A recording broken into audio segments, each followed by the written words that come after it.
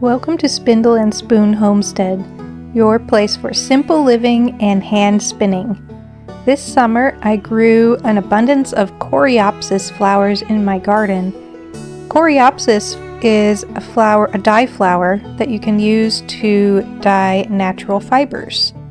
The flowers can be used dry or fresh. I dried mine, and then I used them to create this beautiful pumpkin orange shade on wool and this rust brick red on Delicious cotton.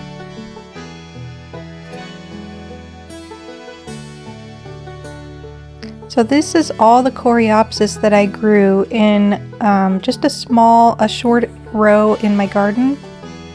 I was able to grow about 5 ounces of flowers, and to create the dye bath, you put your flowers in some water and you heat it to a gentle simmer, and you hold it there for about 1 hour.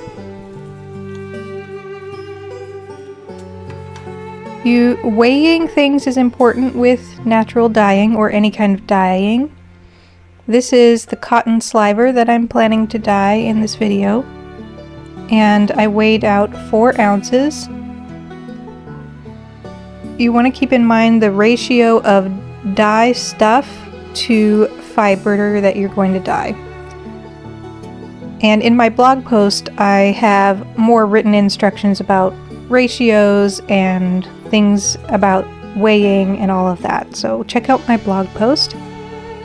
Whenever you dye something, you need to first get it fully saturated in water.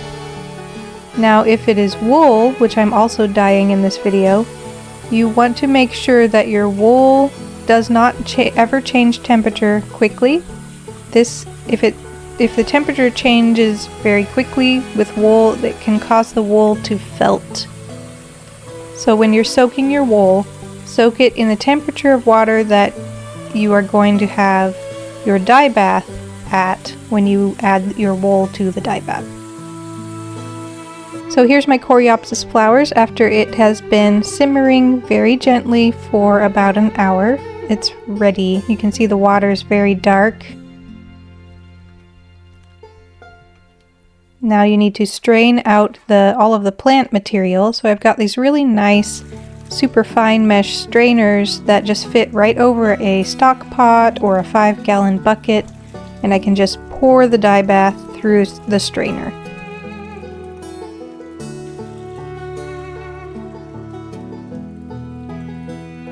You want to make sure you get every little bit of that liquid out, so I'm pressing the flowers against the strainer to get more dye bath to drip out of them.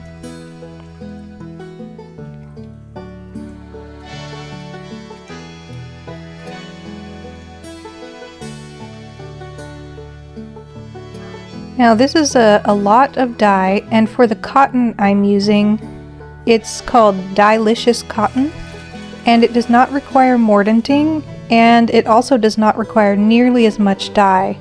So I am attempting to make a pumpkin orange shade, and so I'm just pouring off a little bit of the dye bath and then adding a bunch of water to it, so I'm diluting it. And if you noticed in the beginning of the video, the cotton did not turn out pumpkin orange, it turned out deep rust orange, so I kind of failed at that, but if I'd used the entire dye bath, it would have been even darker. So this cotton just soaks up the dye so well. You barely need any dye. And again, in my blog post that goes with this video, that's in the description below, I have a link to this cotton sliver product called Delicious cotton. So when you're dyeing fiber in your dye bath, you add it to your dye bath, and then you heat the dye bath again to a gentle simmer. Do not boil it, do not get it too hot, and keep it at that gentle simmer for about an hour. This is the wool sliver and some loose wool that I am dyeing in a separate pot in the rest of that dye bath. I've got some Cheviot wool and some Corriedale wool. And it has been pre-mordanted, which I discuss in my blog post as well. And again, you're going to simmer it for about 1 hour. It doesn't even have to simmer, just like barely steaming, almost simmering is the perfect temperature. And after about an hour, you can see, you can let it cool in the dye bath. That's why I'm able to touch this, otherwise it'd be too hot. So let it cool in the dye bath for like 24 hours or overnight or something.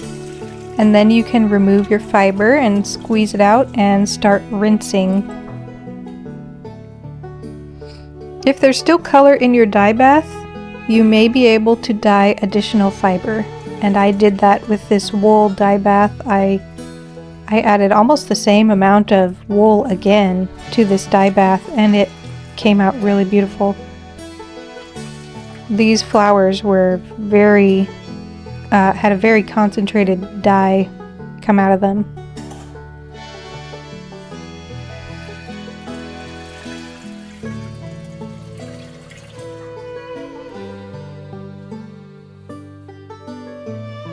This is the wool that I'm rinsing. You want to be very careful when handling wet wool. You do not want to change the temperature quickly. So if it's cool, use cool water. If it's hot, use hot water. And do not rub it and agitate it and squeeze it too much. This will cause felting, which will completely ruin your wool for spinning. This is the wool sliver. I really love this pumpkin orange color.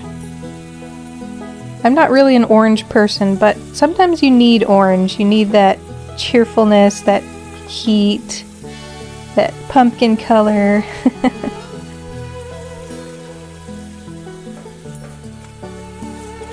So this is just an initial rinse. I think the most time-consuming thing with dyeing, with natural dyes, is the rinsing. A lot of the footage for this video is just rinsing.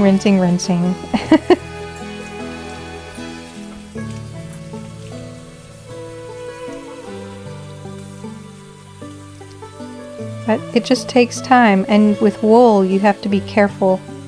Honestly, with the cotton sliver you also have to be careful too, because cotton does not stick to itself the way wool does, and if you rinse it too hard or like swish it around in the water too roughly, it'll just start coming apart, and then you no longer have sliver. You just have cotton fiber in a big lump.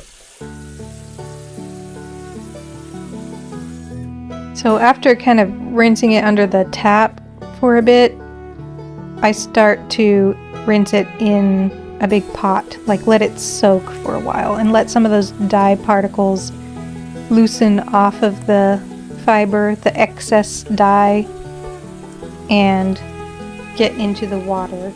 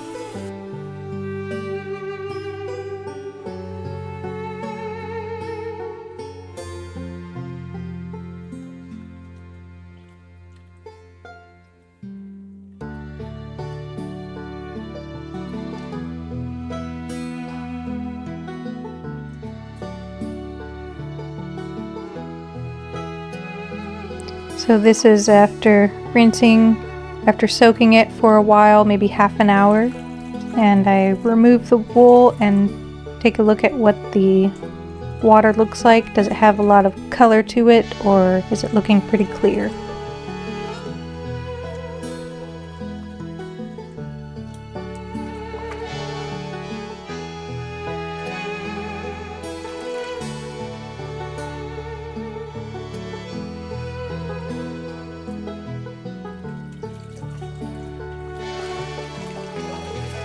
And the dye bath is looking pretty orange, so I am going to do another rinse. I think I rinsed this wool 3 times, plus rinsing it under the tap to begin with, so 4 times.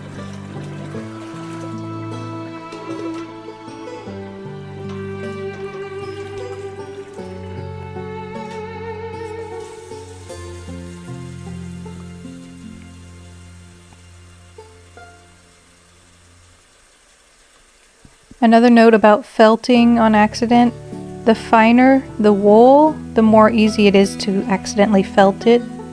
So what you see me doing with my hands, squeezing it and stuff, swishing it around, that might work for this Cheviot wool and Corriedale wool, but it may not work for something like Angora or a really fine merino or something like that. So be careful with the wool that you have. Maybe start learning how to dye wool with a coarser type of wool, and you might have a little more success, and then you can work your way towards managing the fine wools in the dye pot.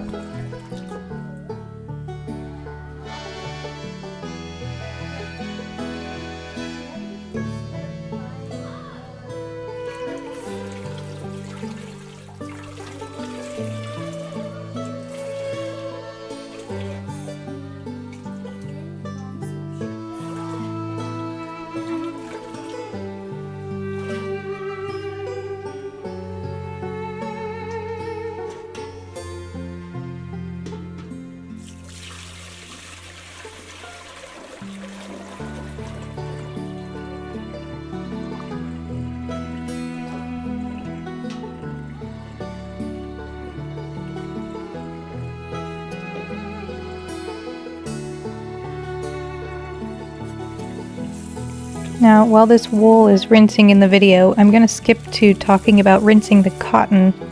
It's a completely different ballgame, and unfortunately I didn't get enough footage of it. But with the cotton, you've got to be really careful not of felting, but of the cotton getting sort of swooshed apart by the water, and also getting tangled, because once it's dry, if you have to like detangle it, you might rip apart the sliver. So in the past I've kind of wound the sliver into a skein sort of thing, just kind of like yarn, and then tied it, and that worked well, but I wanted to try it loose this time, and I dyed it in that mesh bag that you saw earlier. And I think I'm going to go back to the skein method, because I did accidentally break it apart in a few areas, and you can see on this drying rack my cotton sliver on the bottom. It is broken into a few pieces. But live and learn, and I did end up with this rich brick color. It's so gorgeous, and the pumpkin orange color on the wool, just like I was expecting. Perfect for Halloween and fall, and it all came from my dried Coreopsis flowers. Thank you so much for watching my video. Please like and subscribe if you enjoyed yourself, and hang out for more fiber art and homesteading adventures.